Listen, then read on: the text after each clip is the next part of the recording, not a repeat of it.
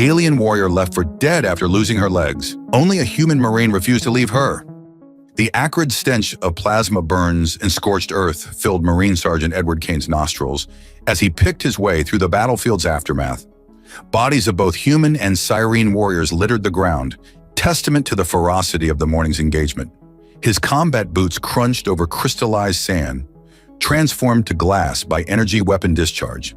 "Fucking mess," he muttered, checking his rifle's charge. The indicator showed 43%. Not great, but enough to get him back to friendly lines, if he could find them. The rest of his squad was gone, their biosignatures winking out one by one during the chaotic retreat. Now he moved alone through the alien world's rust-colored dunes, guided only by his suit's compromised nav system and pure stubborn instinct. A weak groan caught his attention. Edward spun, weapon raised, scanning for the source. There, behind a twisted piece of wreckage that might once have been a hover tank, he approached cautiously. Years of combat experience keeping him alert for traps. What he found stopped him cold. A female Sirene warrior lay sprawled in the sand, her pale green skin made even more ethereal by blood loss. Her combat suit, a form-fitting black affair that left little to the imagination, was torn and charred. But what drew his attention was the devastating injury below her knees. Both legs ended in cauterized stumps, likely from a plasma mine. "Well, shit," he breathed. Her gray-white hair was matted with blood and grime, but her face remained striking even in agony. As he watched, her eyes fluttered open, revealing irises the color of Arctic ice. She saw him and immediately tried to reach for a weapon that wasn't there. The movement sent fresh pain across her features. "Easy," Edward said, keeping his rifle lowered but ready. "I'm not here to hurt you." She spat something in her native tongue that his translator rendered as particularly creative profanity. Despite himself, he grinned. "Quite a mouth on you for someone in your position." "Kill me or leave, human," she growled in accented standard. "I need no pity from your kind." Edward studied her for a long moment. By all rights, he should put her out of her misery or just walk away. She was the enemy. Her people had started this war. Protocol was clear about engaging with captured Sirene. They were too dangerous to risk close contact, but something made him hesitate. Maybe it was the fierce pride still burning in those ice-blue eyes, or maybe he was just tired of leaving bodies behind. "What's your name?" he asked instead. She stared at him like he'd grown a second head. "What? Your name?" "I'm Edward Kane. Seems only polite if I'm about to save your life." "You're insane," she said flatly. "I am Naira Valthor, warrior of the Third Blade Cohort, and you cannot save me. My people have already retreated. They know I am lost." Edward shrugged off his pack and began pulling out medical supplies. "Good thing I'm not your people then." "The blood loss has clearly affected your mind," Naira said. But he noticed she made no move to stop him as he prepared a trauma kit. "Why would you help me?" "Because I can," he replied simply.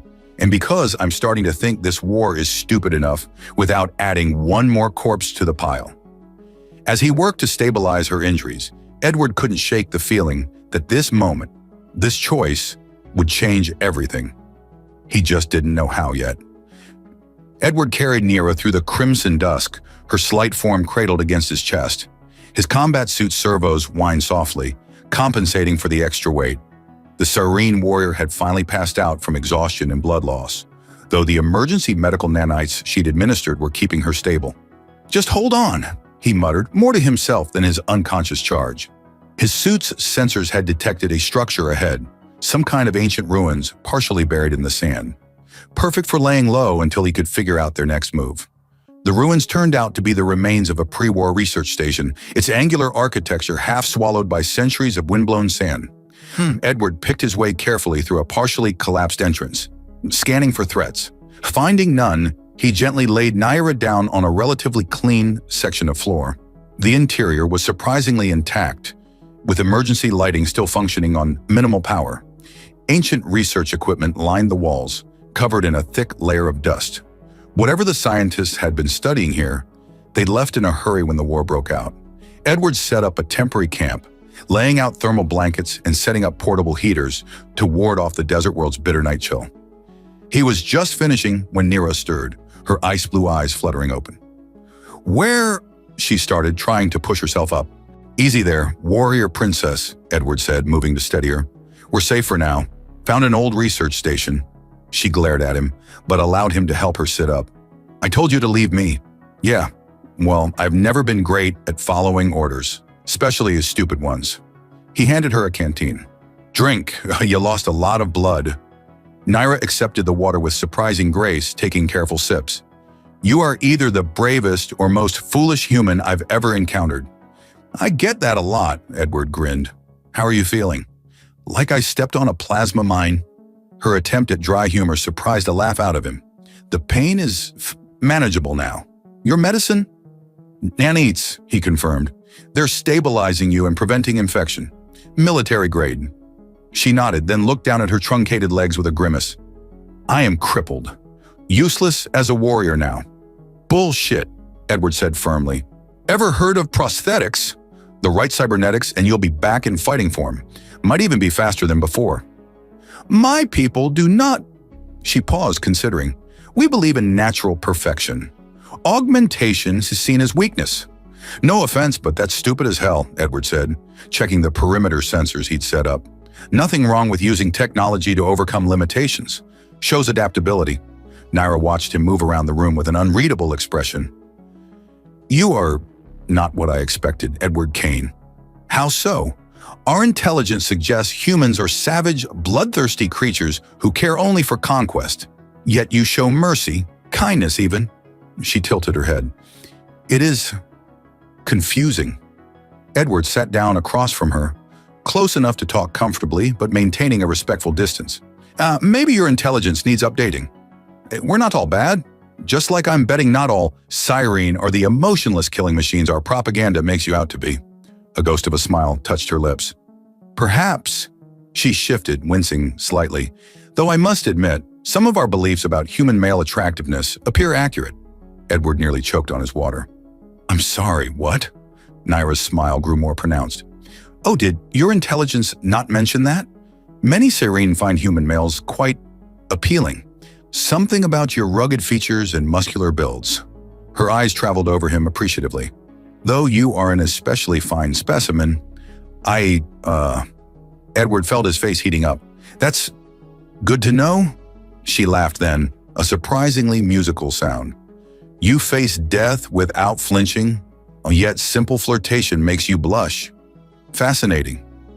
In my defense, most enemy combatants don't usually compliment my physique, he managed, trying to regain his composure. Their loss, Naira said, with a predatory grin that sent shivers down his spine, and not entirely unpleasant ones. The moment was broken by a distant rumble that shook dust from the ceiling. Both warriors tensed, years of combat training taking over. Artillery? Naira asked, already reaching for a weapon she didn't have. Edward checked his tactical display. No, seismic activity. This whole region is geologically unstable. Another reason it was abandoned. Wonderful, she muttered. So we're hiding in ruins that could collapse on us at any moment? Look on the bright side. At least we'll have company if we get buried alive, he quipped. Your attempt at humor needs work, she said dryly, but he caught the hint of amusement in her voice. As if to punctuate her words, another tremor shook the station, this one stronger, causing loose debris to rain down around them. We should move deeper inside, Edward said, already gathering their supplies. These outer chambers are too exposed. Naira nodded in agreement, then looked down at her legs with frustration. Without a word, Edward moved to her side and scooped her up again. This time she wrapped her arms around his neck without protest. My hero, she purred in his ear, sending another of those pleasant shivers through him. Behave yourself, warrior princess, he growled back, earning another musical laugh. As he carried her deeper into the ruins, Edward couldn't help but marvel at how quickly their dynamic had shifted. Here they were, sworn enemies by circumstance, trading flirtatious banter while trying to survive. It was insane. It was probably treason. It was also the most alive he'd felt in years. The third tremor hit without warning, stronger than the previous two combined.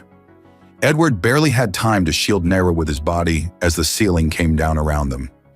His combat suit's shields flared, deflecting the worst of the debris. But the thunderous cascade of falling rock seemed endless. When the dust finally settled, they found themselves trapped in a small chamber, the entrance completely sealed by fallen debris. Emergency lighting cast everything in an eerie blue glow. "Well," Edward coughed, checking his suit's diagnostics. "This is cozy." Nira shifted in his arms, her breath warm against his neck. "Your talent for understatement is remarkable." She paused, then added with a sultry tone, "Though I can think of worse situations than being trapped in close quarters with a handsome human warrior." Edward felt his pulse quicken at her words. The small space left them pressed together, her lithe form fitting perfectly against him. "You're injured," he reminded her, and himself. "And we need to focus on getting out of here." "My injuries are stable thanks to your nanites," she countered, trailing a finger along his jawline. "And my people have different views on how to handle stressful situations." "Is that right?" he managed, trying to maintain his composure as she nuzzled against his neck. "We believe life should be embraced fully, especially in moments of danger." Her ice blue eyes met his, filled with heat. "You've shown me such kindness, Edward Kane. Let me show you how my people express gratitude." "Nira," he breathed, fighting a losing battle against his growing desire. "This isn't what? Proper?" She laughed softly. "We're enemies trapped together in ruins on a forgotten world. I think we're well past proper, don't you?" Before he could respond, his suit's sensors blared a warning. "Oxygen levels dropping," he announced, reluctantly pulling back. "The cave-in must have damaged the station's atmospheric systems." Nira's expression turned serious. "How long?" 2 hours of breathable air, maybe less." He scanned the chamber. "There has to be another way out. These research stations usually had multiple escape routes." "Then we should find it quickly," she said, all business now despite their intimate position. "Unless you want our first kiss to be our last." Edward couldn't help but grin. "Already planning to kiss me, are you?" "Oh, I'm planning far more than that, my brave human," she purred. "But first, survival." He set her down carefully and began examining the walls with his suit's sensors. "There, behind that panel, I'm reading a maintenance shaft." Working together, they managed to pry the panel loose, revealing a narrow tunnel. Edward's suit lights illuminated smooth metal walls, disappearing into darkness. "It's going to be a tight fit," he warned. "I don't mind tight," Nira replied with a wicked smile. "Though you'll have to carry me again, unless you'd prefer to drag me by my hair." "Don't tempt me, warrior princess." He scooped her up, trying to ignore how perfectly she molded against him. "Ready?" "Always," she whispered in his ear, sending shivers down his spine. The maintenance shaft was indeed cramped, forcing Edward to crawl on his elbows with Nira clinging to his back. Her occasional, helpful adjustments of position were definitely not making it easier to concentrate. "You're doing this on purpose," he growled after a particularly distracting shift. "Of course," she admitted shamelessly. "Consider it motivation to move faster. The sooner we find safety, the sooner we can explore other activities. You're going to be the death of me." "Oh no, Edward Kane," she said softly. "I have much more interesting plans for you than death." The shaft seemed endless, twisting through the station's infrastructure. Edward's suit sensors showed they were moving gradually upward, which he hoped meant they were heading toward the surface. The air was getting thinner, making each breath more precious. "Tell me," Nira said after a while, her voice thoughtful, "why did you really save me? The truth this time." Edward was quiet for a moment, considering. "Honestly, I'm tired of this war. Tired of seeing good people die for stupid reasons. When I found you, I saw a chance to do something different, something that mattered. And now, knowing what it's cost you, no regrets," he said firmly, "though I admit the company's better than I expected." She laughed softly. "You continue to surprise me, human. Most of my people would consider your mercy a weakness. Yet there is such strength in your compassion." Her voice turned husky. "It's incredibly attractive. Everything's about attraction with you, isn't it?"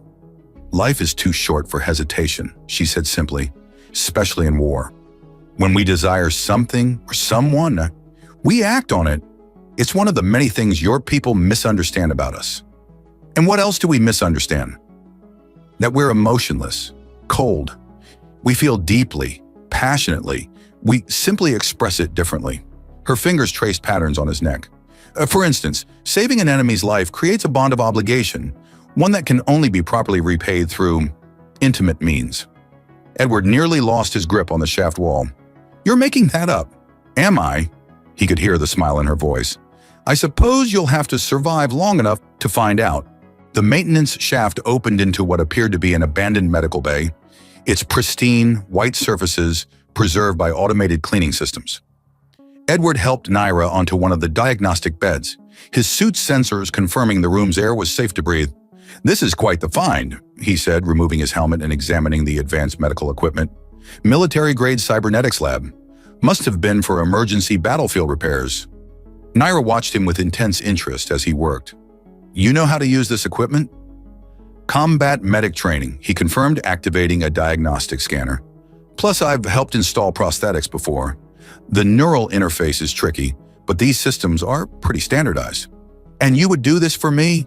Her voice held a mix of wonder and something deeper. "Despite your people's laws against sharing technology?" Edward met her gaze steadily. "I made a choice when I saved you. No point doing it halfway." She reached out, catching his hand. "My brave, foolish human. Come here."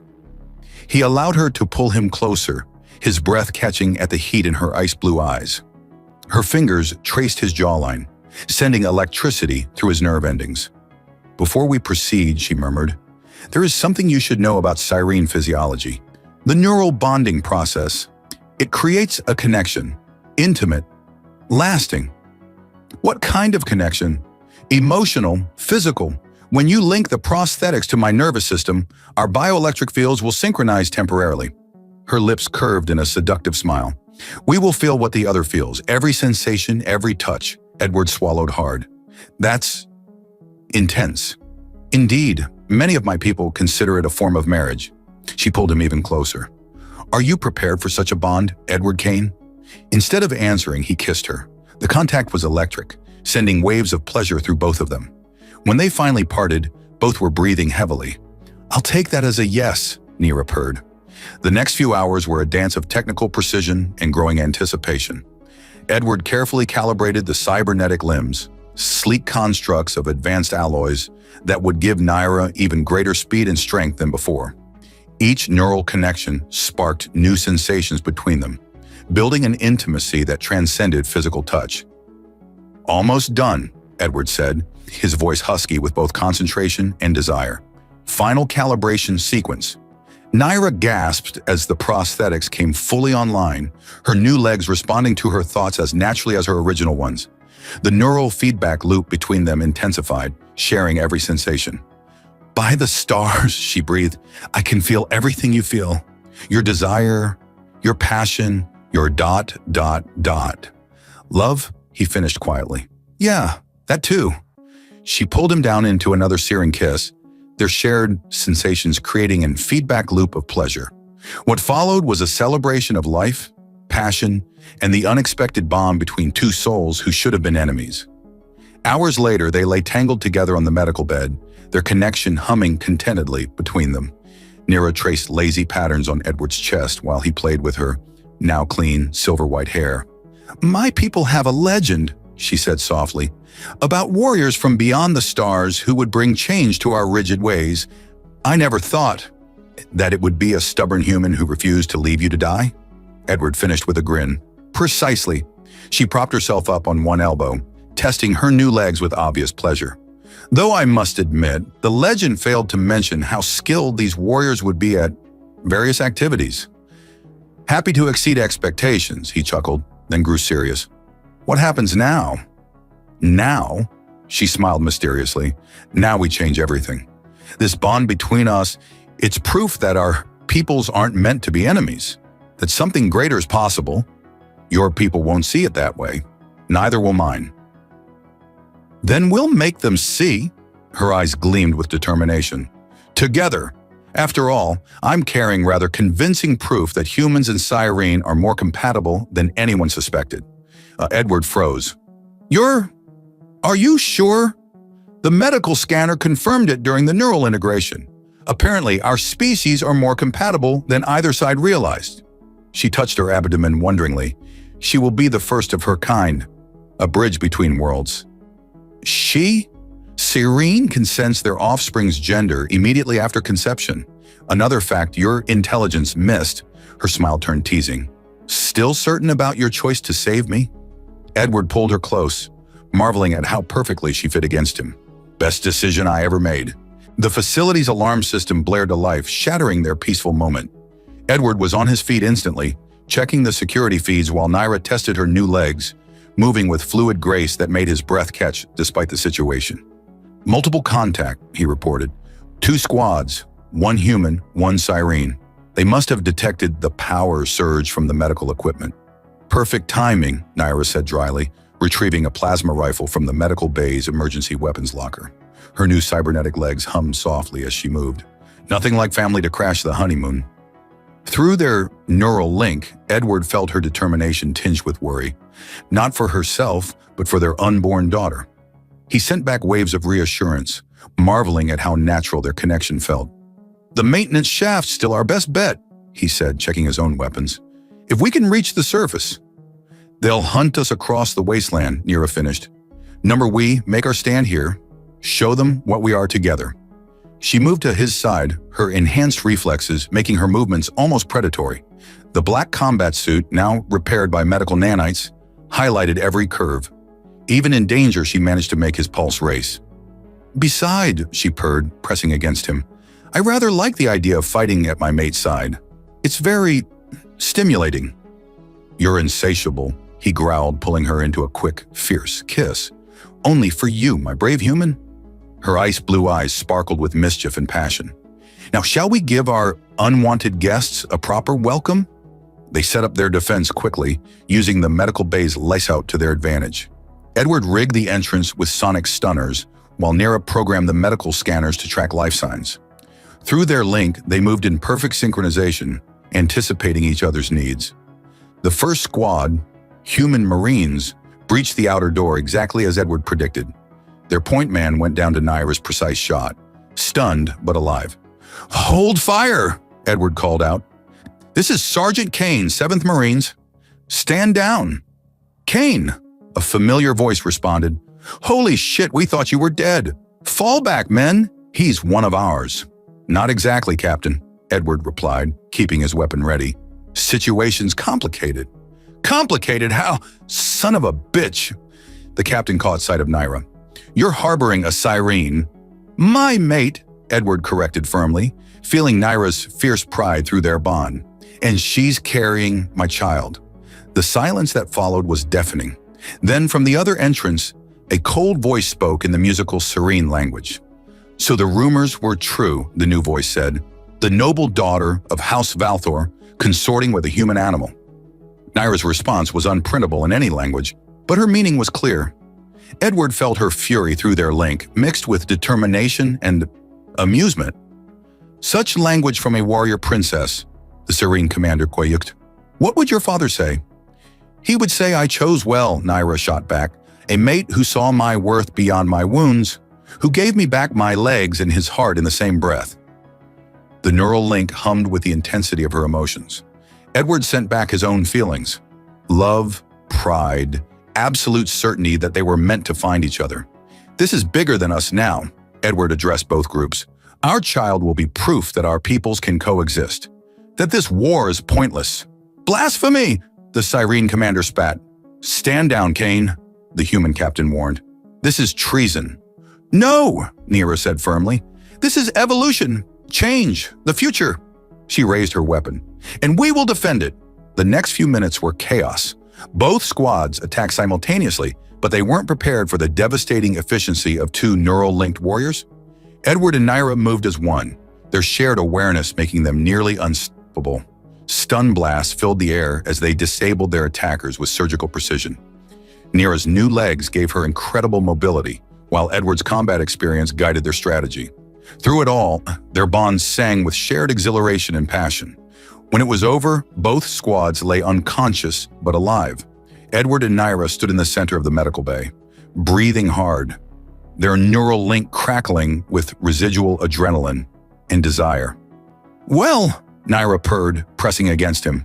That was exciting, Edward finished, pulling her close.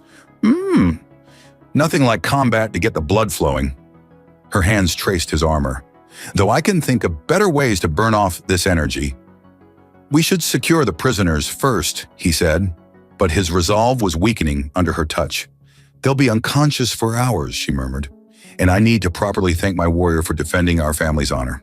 Their neural link amplified every sensation as they came together, combat high, transforming into passionate celebration of life and love. They were no longer human and Cyrene, but something new, something wonderful. As their prisoners began regaining consciousness, Edward and Naira faced their first real test as diplomatic revolutionaries. The human captain, James Reynolds, was the first to show signs of acceptance after witnessing their neural-linked combat prowess. Never seen anything like it, Reynolds admitted, rubbing his stunned muscles. You two moved like one person in two bodies.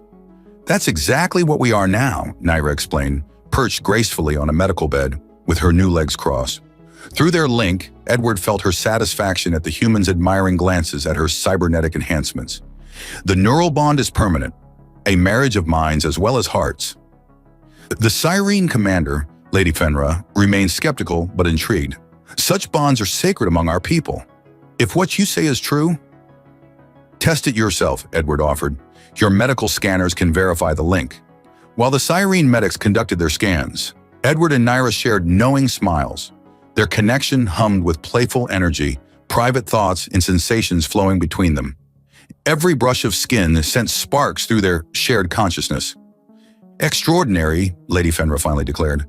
The bond is genuine, and the child will be the first of her kind, Naira finished proudly, proof that our people's strengths can be combined rather than opposed. Captain Reynolds shook his head in wonder. A human-serene hybrid.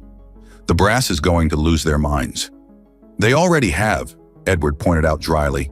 That's why we're fighting this war. But look at what we've accomplished here. Technology sharing, biological compatibility, neural synchronization, everything both sides claimed was impossible. Because we never tried, Naira added, her hand finding Edward's. Through their link flowed memories of their first intimate moments, the surprising joy of discovering how perfectly they fit together. We let fear and prejudice blind us to the possibilities. The next few hours were spent in intense discussion. Both squad leaders contacted their superiors, carefully explaining the situation. To everyone's surprise, the response was cautious interest rather than immediate condemnation. Your timing is fortunate, Lady Fenra explained. The High Council has been seeking a way to end this conflict without losing face. Your union could provide that opportunity. Same on our side, Reynolds added. The Senate's war coffers are running dry. They need a win that doesn't involve more bloodshed. Edward felt near a spike of hope through their bond. Then you'll help us spread the word? Find others who think like we do? Better, Lady Fenra smiled, the first genuine smile they'd seen from her. We'll escort you to the peace talks personally. Both sides need to see what's possible when we stop trying to kill each other. The next few days were a whirlwind of preparation and growing support. Word spread through both military networks about the human Marine who saved a serene warrior, their impossible love, and the miracle child they'd created. Their story became a symbol of hope. Through it all, Edward and Naira's bond deepened. Each night they came together, their neural link transforming simple intimacy into transcendent communion. Their shared pleasure built on itself, minds and bodies moving in perfect harmony. I never imagined it could be like this, Naira whispered one night, tracing patterns on his chest. Among my people, joining is a physical act. But this is everything, Edward finished, feeling her love echo through their connection. Mind, body, soul. She rose above him, silver white hair falling like a curtain around them. Show me again, my brave human. Show me how your people express their passion. Their lovemaking that night was especially intense, their shared sensations creating an endless feedback loop of pleasure. Through their link, they felt their daughter's consciousness stirring, already aware of the love that created her. When morning came, they faced their future with renewed purpose. Their teams had become converts to their cause, spreading their message through both military hierarchies. More couples were coming forward, humans and Serene who had found love despite the war. We're changing everything, Naira marveled as they prepared to leave the facility. All because you refused to leave me to die. Edward pulled her close, their bond singing with shared joy. Best decision I ever made. Indeed, she purred, her cybernetic legs wrapping around him with inhuman grace. Though I believe we have time for one more demonstration of human serene cooperation before we depart.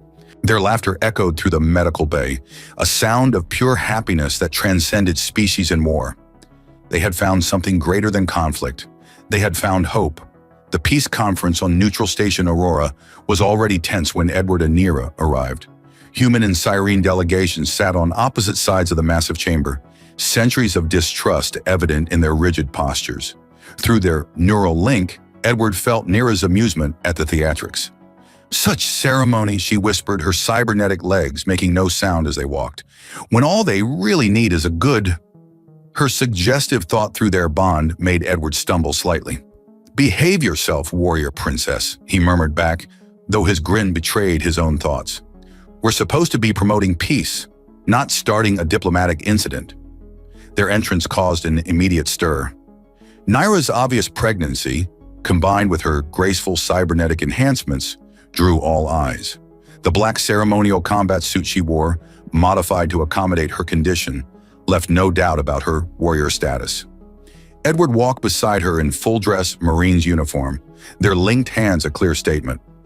The famous lovers, announced the human chancellor, his tone carefully neutral. Your story has caused quite a stir. As it should, the Cyrene High Priestess responded. A human warrior who defied his training to save an enemy, a Cyrene noble who embraced change instead of death. Most irregular. Through their bond, Edward felt Nira's spike of discomfort. Not from the scrutiny, but from something else. He sent back waves of concern. I'm fine, she whispered. The little one is just... excited. Before Edward could respond, Captain Reynolds stepped forward to present their case. He detailed their neural bond, the medical evidence of successful human serene hybridization, and the growing movement of other cross-species couples coming forward. This war is based on lies, Reynolds concluded. We're not incompatible. We're not natural enemies. We're complementary, Nira interrupted suddenly, her grip on Edward's hand tightening. Through their link came a surge of urgent sensation, like two halves of... Oh, Edward felt it through their bond. Their daughter was coming. Now in the middle of the peace talks, medical team, he shouted, supporting Nira as her legs buckled. She's in labor. The next hours were a blur of activity. Both human and Cyrene medical teams worked together, their previous rivalry forgotten in the face of this unprecedented birth. Through it all, Edward stayed connected to Nira through their neural link, sharing her pain and excitement. She's strong, Nira gasped between contractions. Like her father. And beautiful, Edward replied, feeling their daughter's consciousness through their bond. Like her mother.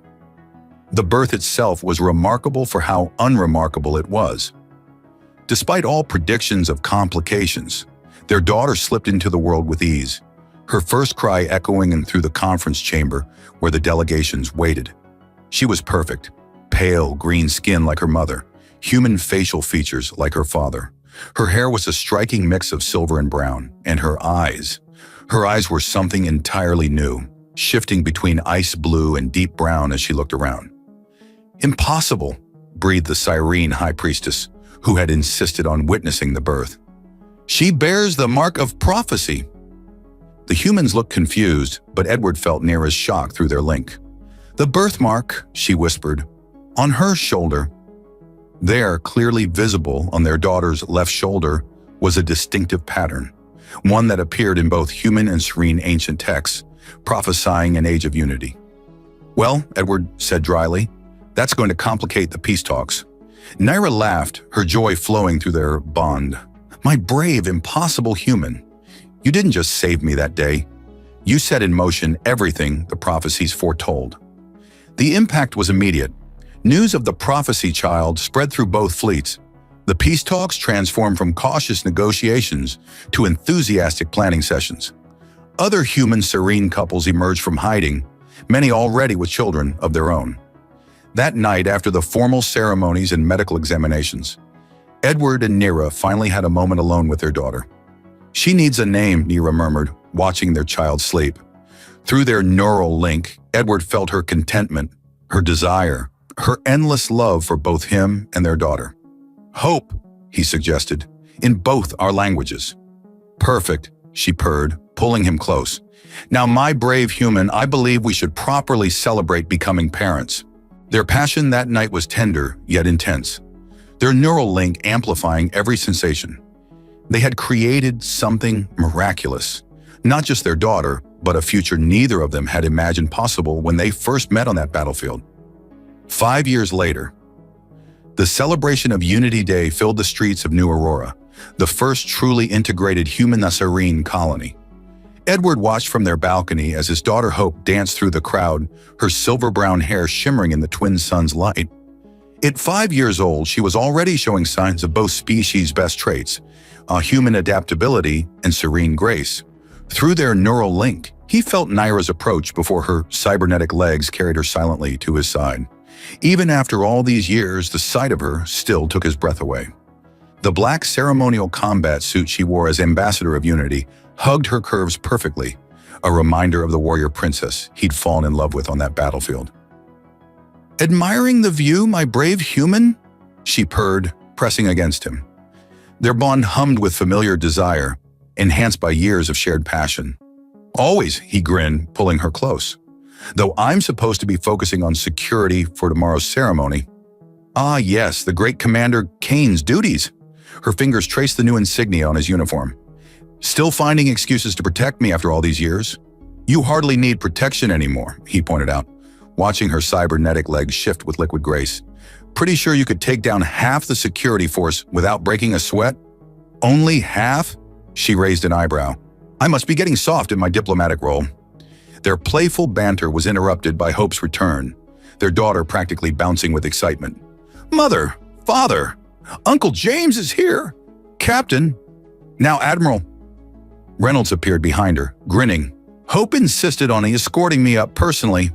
She's getting faster every day." "Like mother, like daughter," Edward said proudly. Through their link, he felt Nira's surge of love for their child. Hope's unique heritage had made her a symbol of the new era. Her ability to switch between human and Sirene characteristics at will had revolutionized understanding of both species' genetics. More importantly, she had her father's compassion and her mother's fierce spirit, perfect traits for the future leader of their integrated society. "The other children are gathering for the Unity Dance," Reynolds said. "Would you like to join them, Hope?" "Can I, Mother?" Hope's eyes shifted to ice blue, her Sirene mode, as Edward called it. "Of course, little warrior." Nira kissed her daughter's forehead. Show them how the prophecy child moves." As Hope dashed off with Reynolds, Edward felt Naira's desire through their bond.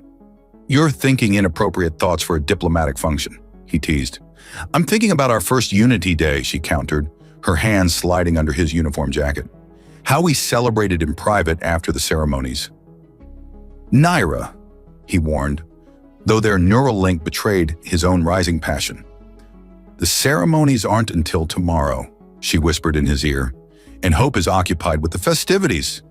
Her cybernetic legs wrapped around him with inhuman flexibility. Their lovemaking that night was as passionate as ever, their neural bond transforming every touch into shared ecstasy. Years of intimacy had only deepened their connection, each encounter a reminder of the miracle that brought them together. Later, watching the celebration fireworks from their bed, Naira traced the scars on his chest. "Do you ever regret it?" she asked softly. "Saving the enemy that day?" Edward caught her hand, sending waves of love through their bond. "Best decision I ever made, though I'm pretty sure you're the one who saved me." "We saved each other," she corrected, pulling him into another kiss, "and created something beautiful in the process."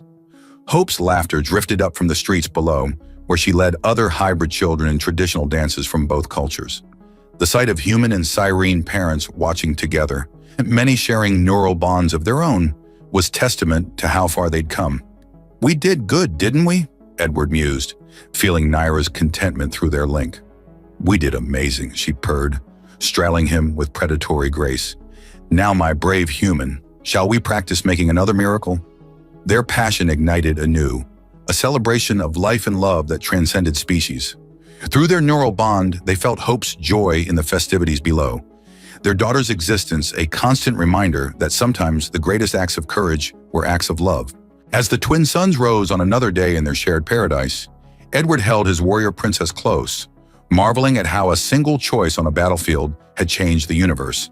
Their love had healed more than Neera's wounds. It had healed generations of hatred, creating a future neither of them could have imagined. And it all started because a stubborn human marine refused to leave a wounded Cyrene warrior to die.